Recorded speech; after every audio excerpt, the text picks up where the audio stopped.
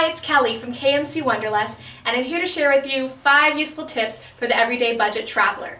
So number 1 comes to when you're packing. I recommend to pack light. When I go on my trips, I tend to use only one carry-on and a backpack as my personal item.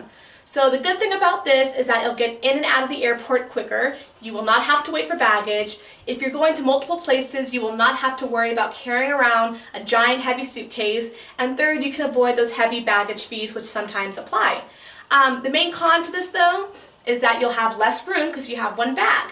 So I recommend, if you have laundry at your hotel or your Airbnb, pack light, wash your clothes. And the second thing that tends to be an issue for more people is you cannot bring liquids. So if you're trying to bring back that souvenir bottle of champagne or wine, it will be confiscated by airport security as you're going through.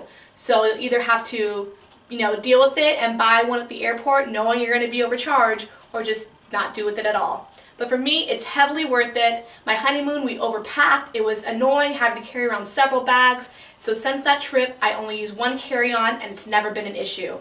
Second is eating in. So just in everyday, daily lives, we tend to eat out so much, and all of that adds up like insanely. So the same thing applies when you're traveling. So I recommend going to, local grocery stores, shopping, making sure your place has a kitchen or kitchen access. My favorite thing to do is book Airbnbs when traveling, and I always make sure I have, a kitchenette or a stove or something. So when we get there, we do some grocery shopping, and it's actually kind of an experience in itself, because especially when traveling in a different country, you get to shop at the local markets and kind of get a taste of the everyday life. You get to get fresh ingredients, prepare it yourself, and to me, I love it. I think it's just another aspect of the trip itself. Other people, they don't want to deal with it. They're on vacation, they want to be wined and dined, they don't want to have to cook or grocery shop, which makes sense.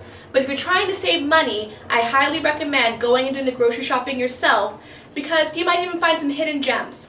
When we were in Milan, we ended up finding this great deli and getting this fresh prosciutto and mozzarella and wine and olives, and I'm sure we would have been charged 10 times more than that if we had the same meal at a sit-down restaurant. So eating in is always, in any situation, a great way to save some money. Number 3, long layovers. So most people, when they're booking their ticket, they want a direct flight, A to B. They don't have to stop anywhere, get off, wait, have to reboard, deal with all that nonsense. But I found a way to make layovers your friend. So when we flew from Moscow to Dublin, we had a 23-hour layover in Copenhagen, and it ended up being amazing. We were able to get at the airport, explore the city for the entire day, and add an extra country to our list without really any extra cost. But be cautious when doing that. So if you're going to do the long layover, which I highly recommend, make sure your airport is not in the middle of nowhere. You do not want to spend 7 hours getting from the airport to the city. Make sure you have a reliable transportation, because you do not want to miss that second flight. And make sure you have the right currency for wherever you're visiting. You don't want to be so excited to leave the airport and think, I have no money to spend here. So even though it's kind of a ripoff, you might have to deal with getting some money at the airport to have this tip and have this little fun time. But if you can do it, it's totally worth it. You get to go out, explore. Again, I recommend your layover be over 7 hours for this, just to account for going to and from the airport, going through security, and having enough time to explore. So I would not risk this if your layover is any shorter than 7 hours. And if you did that, you'll just be running around. You won't have really enough time to get a feel of where you're visiting. But if you do have the time, you're not in a giant rush, go for it. Now this is my normal thing. Whenever I'm booking tickets, I try and see if there's an extra place I can squeeze in, for just a few dollars more. Number 4, while we're talking about airports, play around with your flights. People are on autopilot, round trip, but sometimes it might be cheaper to do 2 one-ways. So that was the case when we flew to Mexico and Canada. We ended up saving some money by booking 2 one-way tickets as opposed to a round trip. So this isn't always, 100% thing, but it's worth checking out. Sometimes you can save $10, $15, sometimes $40, $50. So it's not a real hard thing to do. Just play around with the airports, flying into different places, flying out of different places. You might surprise yourself how much money you can save by just, something as trivial as which airport, or 2 one-ways as opposed to a round-trip ticket. And lastly, it's your vacation, do what you want to do. I know people are tempted to go to the tourist traps, the Mona Lisa, the Eiffel Tower, Big Ben, which is amazing. I highly recommend seeing all these wonderful things. But at the same time, Don't lose sight of the hidden gems, kind of the local experience, and kind of make time to do a little bit of both.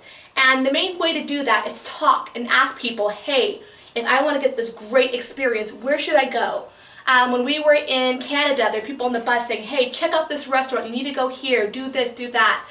When we were in London, there's also someone telling us to go to this one pub that we would have not have found on our own. It was on no tourist strip, it was hidden in the boonies, literally on the docks, and it was amazing. And we wouldn't have found that and had this great experience unless we're talking to locals and saying, hey, yes, it's great to do all these amazing, bucket list things, but I kind of want a feel of the, the real place. Where should I go to check that out? So don't be afraid to do a little bit of both.